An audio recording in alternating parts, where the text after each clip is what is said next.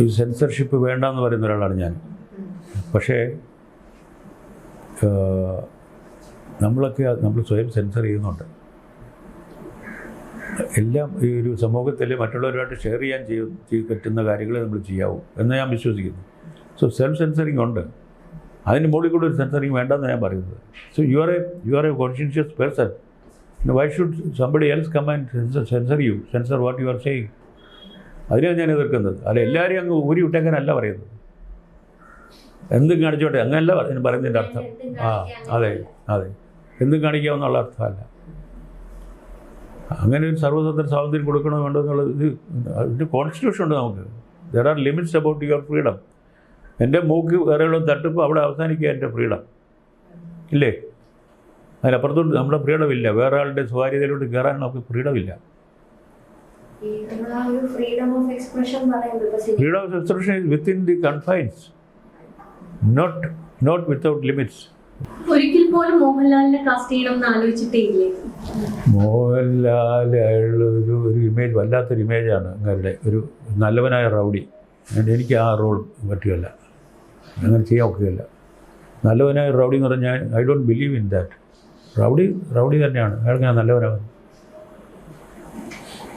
എല്ലാം black and white ആണോ ജീവിതത്തിൽ? അങ്ങനെ അതുപോലെ അല്ല ഇത്. Rowdy is A rowdy. നല്ലവനായ റൗഡി എന്ന സിനിമാറ്റിക് ഇമേജ് ആണോ പ്രശ്നം? അതെ അതല്ലാതെ ഒരുപാട് സിനിമകൾ മോഹൻലാൽ ഉണ്ടായിരിക്കാം. പക്ഷേ എൻ്റെ മനസ്സിൽ ഇപ്പോൾ ഉറച്ചിരിക്കുന്ന ഒരു ഇമേജ് അതാണ്. Which I have to fight against. എന്നെ ഞാൻ സ്വയം ആരുമായിട്ടും കമ്പയർ ചെയ്യുന്നില്ല. ഞാൻ എൻ്റെ വർക്ക് ചെയ്യുന്നു. എനിക്ക് എൻ്റെ ബോധ്യം അനുസരിച്ച് പടം എടുക്കുന്നു. പഴയവർ വന്നോ പുതിയത് വന്നോ, I don't compare my self with anybody. എനിക്ക് വളരെ ഇഷ്ടപ്പെട്ട ഒരുപാട് ഫിലിം മേക്കേഴ്സ് ഉണ്ട് ലോകത്ത്. അവരോടുമായിട്ട് പോലും ഞാൻ കമ്പയർ ചെയ്യുന്നില്ല. എനിക്കിഷ്ടമില്ലാത്തൊരു ഒത്തിരിയുണ്ട്, അവരോട്ടും കമ്പയർ ചെയ്യുന്നില്ല. I do my work. ആളുകൾ വിചാരിക്കുന്നത് ഞാൻ ആർട്ട് ഫിലിം ചെയ്യുന്നു. ഞാൻ ആർട്ട് ഫിലിം ഉണ്ടാക്കുന്നില്ല.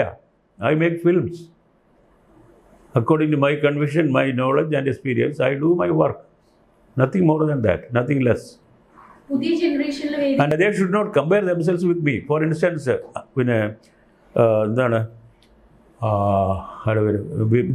ജിയോ ബേബി എന്ന് പറയുന്ന ആൾ, നിങ്ങൾ പുതിയ ജനറേഷനായിട്ട് ബന്ധപ്പെടുന്നില്ല എന്ന് പറഞ്ഞില്ലേ? അതെടുത്തിട്ട് എനിക്ക് പടം അയച്ചു പറഞ്ഞു, സാർ ഞാൻ ഹൈലി ഇൻഫ്ലുവൻസ്ഡ് ബൈ എലിപ്പത്തായമാണ്, സാറ് നോക്കിയിട്ട് പറയാൻ വേണം എന്ന് പറഞ്ഞു. ഞാൻ വളരെ നല്ല സർട്ടിഫിക്കറ്റ് എഴുതി. ഇതൊരു ക്യാമറ കൊണ്ട് ഒരാൾ വന്ന് എടുത്തോണ്ട് പോയി. അത് യൂസ്ഡ് ഇറ്റ് ടു ദി ഹിൽറ്റ്. അയാൾ തന്നെ ഞാൻ ഇനോഗ്രേറ്റ് ചെയ്യുമെന്ന് പറഞ്ഞിട്ട് പിന്നെ ഇവിടെ മലബാറിൽ പിന്നെ എന്താ പറയുക, ഞാൻ ഇനോഗ്രേറ്റ് ചെയ്യുന്നതായിട്ട് പടം അയാൾ പിൻവലിച്ചു. How will you explain it? You say there is A gap. Where is the gap?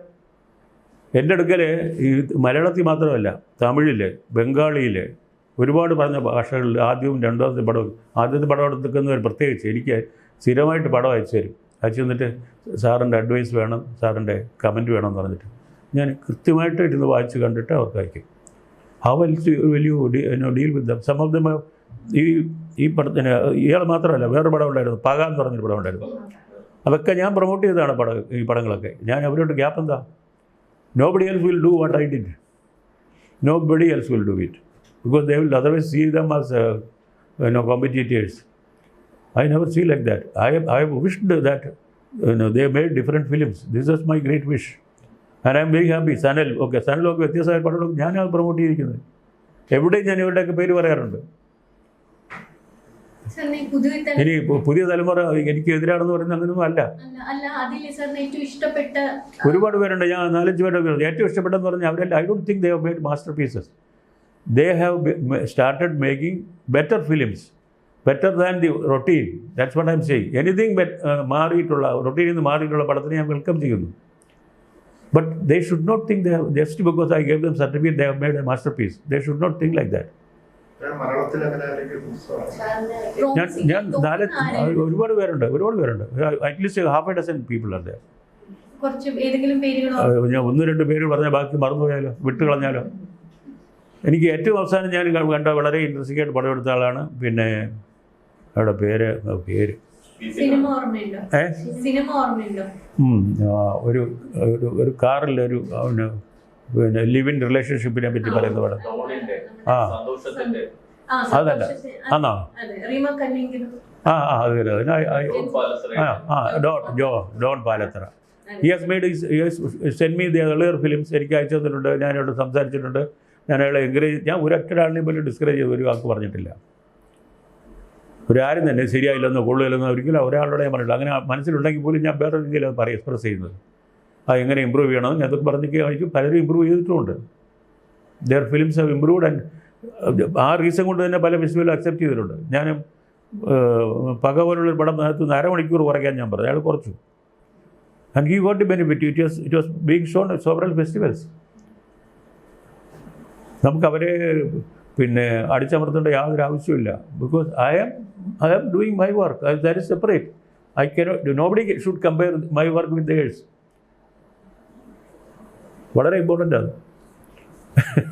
പിന്നെ ഉടനെ ഒരുപാട് കമ്മ്യൂണിക്കേഷൻ വിട്ടത് ശരിയല്ല. Communication there is so much. And I am giving my time to watch these films and write to them and all that. And then I can show you on my email. So many people, തിരിച്ചവർ എഴുതിയിരിക്കുന്ന താങ്ക്സും അവർ the way they were writing to me, etc. And lot of young people, എൻ്റെ films എല്ലാം available ആണ് ഈ യൂട്യൂബിൽ കണ്ടിട്ട് ഒത്തിരി പേര് എനിക്ക് എഴുതുന്നുണ്ട്. ആ പടങ്ങൾ കണ്ടിട്ട് അതിനോടുള്ള റെസ്പോൺസ്. അത് മീൻസ് എൻ്റെ ഒരു പടങ്ങൾ പണ്ട് കാലത്ത് കണ്ടേച്ച് മറക്കാനുള്ള പടമൊന്നും അല്ല എന്നുള്ള വ്യക്തമാണ്. ഇപ്പോഴത്തുള്ള പിള്ളേരാണ്, ഇപ്പോഴത്തെ young boys and girls. I always acknowledge them when they write good things about it. I always acknowledge. ചോദ്യമാണ്, ഈ കല ആർട്ടിസ്റ്റിനെയും അയാളുടെ ക്രിയേറ്റീവ് പ്രോഡക്റ്റിനെയും രണ്ടായി കാണേണ്ടതുണ്ടോ? ഇല്ല, ഒരു വ്യക്തിയെ വെച്ചിട്ട് ഒരു അയാളുടെ വർക്കിനെ ഒരിക്കലും. Changampuzha lived terribly bad life, terribly എന്താ പറയുന്നത്, ലിമിറ്റ്ലെസ് ലൈഫ്. യാതൊരു ഇതിനൊന്നും അല്ലാതെ. ചങ്ങമ്പുഴയുടെ കവിത അത്രമാത്രം മനോഹരമാണ്. Can you ever think about മലയാളത്തിൽ കവിത എന്ന് പറഞ്ഞാൽ ചങ്ങമ്പുഴ വിട്ടിട്ട് നമുക്ക് ചിന്തിക്കാൻ പറ്റുമോ? അതേസമയം വളരെ ഓസ്റ്ററായിട്ട് വളരെ കൃത്യമായിട്ട് ജീവിച്ച ആളാണ് ഒ എൻ വി സാറ്. സാറിൻ്റെ കവിതയും വളരെ മഹത്താണ്. പക്ഷേ you have to separate it from the person. സംശയം എന്താ?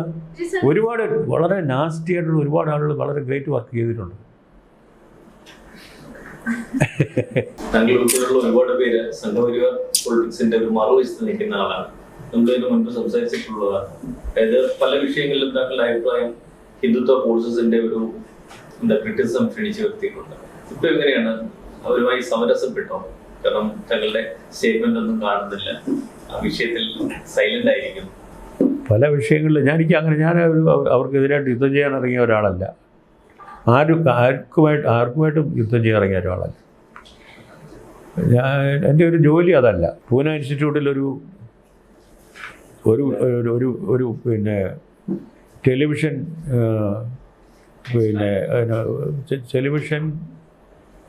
ഇറ്റ്സ് നോട്ട് ഈവൻ ഒരു ordinary actor, ordinary role player, അയാളെ ഫിലിം ഇൻസ്റ്റിറ്റ്യൂട്ടിൻ്റെ ചെയർമാനായിട്ട് അവർ അപ്പോയിൻറ്റ് ചെയ്തു. അതിനെതിരായിട്ട് ഞാൻ ഒരുപാട് പ്രസ്താവനയൊക്കെ നടത്തി, എഴുതുകയും പറയുകയും ഒക്കെ ചെയ്തത്. It's not against the government of the party, not at all. I have never used any party in my writing or against പറയുന്നതിൽ ഒന്നും തന്നെ ഞാൻ ഒരു മനുഷ്യനും അവരെ പറ്റി നടത്തിയിട്ടില്ല ഒരിക്കലും. അവർ സ്വയം തീരുമാനിക്കുന്ന ഓരോന്ന്. അങ്ങനെ എന്നോട് ഒന്ന് ചാടി എന്നെ ചന്ദ്രനിലേക്ക് അയക്കാമെന്ന് പറഞ്ഞു. ഞാൻ പറഞ്ഞു വളരെ നല്ലത്, എത്രയും വേഗം ടിക്കറ്റ് തരിക, കൊച്ചുനാൾ വരെ ആഗ്രഹിക്കുന്നതാണ് ചന്ദ്രനിലൊന്ന് പോയി വരണമെന്ന്. അങ്ങനെ ഞാൻ തമാശയായിട്ട് അതിന് മറുപടി പറഞ്ഞുള്ളൂ. അവരിലും വിവരമുള്ളവർക്ക് എന്നോട് അങ്ങനെ പ്രശ്നമൊന്നുമില്ല. ഈ വിവരം കെട്ടവരാണ് ഇതിൻ്റെ പ്രോബ്ലം. അരവിന്ദനെ സിനിമയിലേക്ക് കൊണ്ടുവരുന്നതിൽ ഒരുപാട് വലിയൊരു റോൾ എനിക്കുണ്ട്. സിനിമയായിട്ട് അരവിന്ദൻ ബന്ധപ്പെടുന്നതിന് എന്നിൽ കൂടാണ് ശരിക്കും പറഞ്ഞാൽ. കാമുകി ചെയ്യുമ്പോൾ ആ പടത്തിൻ്റെ ആർട്ട് ഡയറക്ടറായിട്ട് അരവിന്ദനാണ് വർക്ക് ചെയ്യേണ്ടിയിരുന്നത്. ലൊക്കേഷൻ നോക്കാൻ ഞങ്ങൾ ഒരുമിച്ചാണ് പോയിരിക്കുന്നത്. അരവിന്ദൻ്റെ സ്കൂട്ടറിൻ്റെ പുറകെ കയറിയാണ് ഞങ്ങൾ ലൊക്കേഷൻ നോക്കാൻ പോയത്. അങ്ങനെ നല്ലൊരു ഫ്രണ്ടായിരുന്നു അരവിന്ദൻ. ഞാൻ എന്തിനാ അരവിന്ദനെയും പിന്നെ ഞാൻ വളരെ പിന്നെ പ്രോത്സാഹിപ്പിച്ച് കൊണ്ടുവന്ന ഒരാളാണ് പത്മരാജൻ. ഇവരൊക്കെ സിനിമയിലോട്ട് വന്നു കഴിഞ്ഞാൽ അവർക്ക് വേറൊരു തരം ബാക്ക്ഗ്രൗണ്ടുള്ളവർ വന്നു കഴിഞ്ഞാൽ ഞാൻ ഉദ്ദേശിക്കുന്ന തരം സിനിമ മലയാളത്തിലുണ്ടാകാൻ എനിക്ക് കൂട്ടാകുമെന്നാണ് ഞാൻ കണ്ടിട്ടുള്ളത്. എനിക്ക് അതിനെ വിമർശിക്കുന്ന ആളല്ല ഞാൻ. അരവിന്ദനെ ഒരിക്കലും ഒരു ആത്മപരിശോധനയ്ക്ക് സഹായിക്കാൻ അതിന് ഒരിക്കലും അത് സമ്മതിക്കാത്ത ആളുകളായിരുന്നു ചുറ്റും കൂടിയ ആളുകൾ. അരവിന്ദ് നല്ല വായനയുള്ള ആളായിരുന്നു, നല്ല ഒരു ആർട്ട് ഇതുണ്ട്. പ്രത്യേകിച്ച് അങ്ങേരുടെ ഒരുപക്ഷെ അരവിന്ദിനെ സർവൈവ് ചെയ്യുന്ന സാധനം അങ്ങേരുടെ ചെറിയ മനുഷ്യരും വലിയ ലോകവും തന്നെയാണ്. അങ്ങേരുടെ സിനിമകളൊന്നും അല്ല എന്നാണ് എൻ്റെ വിശ്വാസം. ഈ ഒരുപാട് സ്തുതിപാഠകർ കൂടും. C four lot of people പ്രശസ്തി പ്രോബ്ലമാണ്. If you cannot contain your so-called fame, then it will lead to disaster. It's very easy to contain your failures, but not your success. അത് വലിയ പ്രോബ്ലമാണ്. സോ ഹി ഹിംസെൽഫ്, മറ്റുള്ളവരെ കുറ്റം പറയുന്നില്ല, he himself അതിന് നിന്നു കൊടുത്തിട്ടാണ്. എന്നോടാരും അങ്ങനെ ചെയ്തില്ല. I never had somebody to hold my hand or do something, get something done. I have been on my own.